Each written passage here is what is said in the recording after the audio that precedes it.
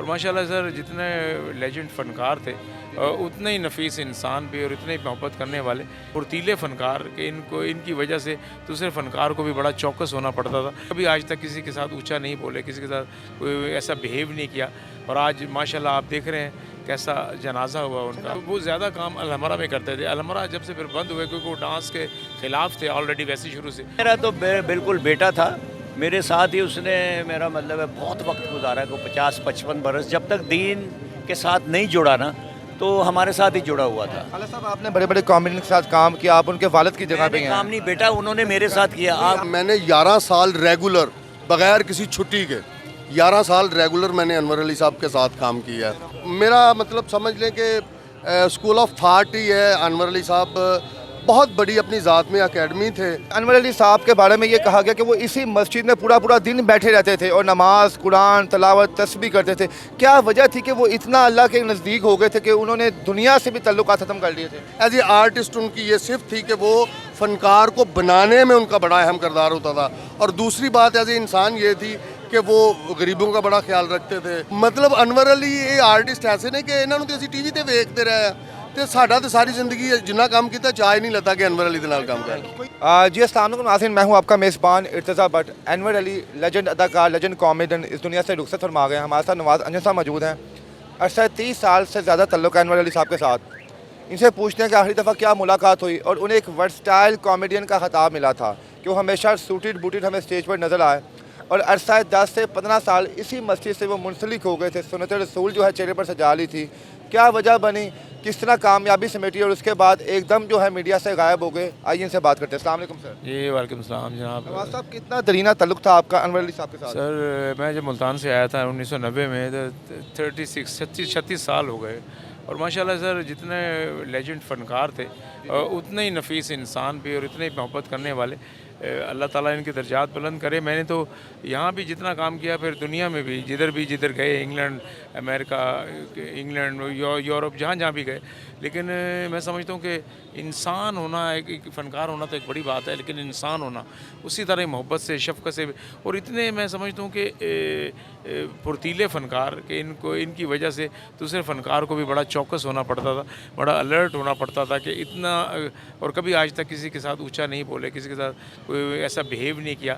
اور آج ماشاءاللہ آپ دیکھ رہے ہیں کیسا جنازہ ہوا ان کا. نواز صاحب یہ بتائیں کہ انہیں ایک ورسٹائل کامیڈین کا خطاب ملا تھا. وہ ہمیشہ ہمیں 3 پیس جو ہے سوٹ میں ہی اسٹیج پر نظر آئے. کیا وجہ تھی یہ؟ اصل میں کچھ فنکار ایسے جیسے آپ لہری صاحب کو دیکھیں, وہ ہمیشہ معین اختر صاحب کو دیکھیں, عمر شریف صاحب کو دیکھیں, انہوں نے غربت کی بھی کامیڈی کی ہے تو 3 پیس میں ہی کی ہے. انہوں نے شروع سے بھی اپڈیٹ ہی رہے ہیں, کوٹ پینٹ یا جین کی پینٹ یا شرٹ پہن کی. وہ شروع سے ایک اپنا انہوں نے ایک ایم رکھا کہ میں صاف ستھرا ہی نظر آؤں. ایون کردار بھی اسٹیج پہ انہوں نے کیے تو ایسے ہی, اگر پاجامہ کرتا بھی پہنے تو نیٹ اینڈ کلین, صاف ستھرا دھلا ہوا. کب ملاقات ہوئی آپ سے اور کیا بات ہوئی تھی؟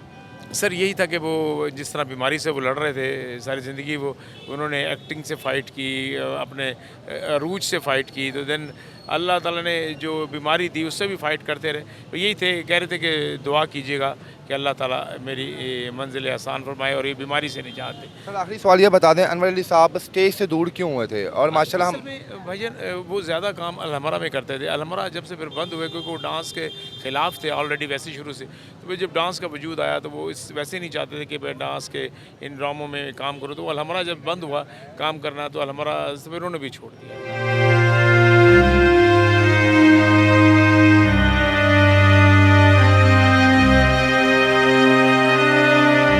اللہ صاحب آپ کے درینہ ساتھی انور علی صاحب اس دنیا سے چلے گئے. ہاں میرا تو بالکل بیٹا تھا میرے ساتھ ہی. اس نے میرا مطلب ہے بہت وقت گزارا ہے, کو 50-55 برس. جب تک دین کے ساتھ نہیں جڑا نا تو ہمارے ساتھ ہی جڑا ہوا تھا.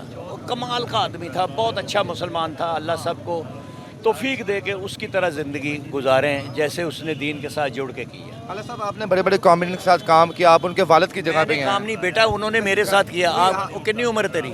سر 36. میں نے 70 سال ہو گئے. تو میں نے کہا میں نے کسی کے ساتھ آپ کام کیا. سر ان کا جو ایک ورسٹائل سٹائل تھا, پینٹ کوٹ پہن کے کامیڈی کرنے کا, نہیں کوئی سٹائل نہیں, کوئی سٹائل نہ گنو تسی.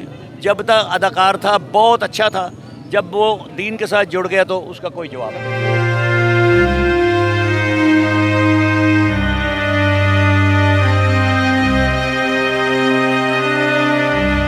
انور علی صاحب کے بارے میں سب تو پہلے میں یہ کہنا چاہتا ہوں کہ آرٹسٹ تو وہ باکمال تھے، اور آرٹسٹ جو ہیں بہت بہت اچھے پیدا ہوئے ہیں پاکستان میں، لیکن ایز اے آرٹسٹ ہونے کے ساتھ ساتھ ایز اے انسان، وہ ایز اے شخصیت اتنی خوبصورت شخصیت تھے کہ میں بیان نہیں کر سکتا. اور میں نے 11 سال ریگولر بغیر کسی چھٹی کے 11 سال ریگولر میں نے انور علی صاحب کے ساتھ کام کیا ہے.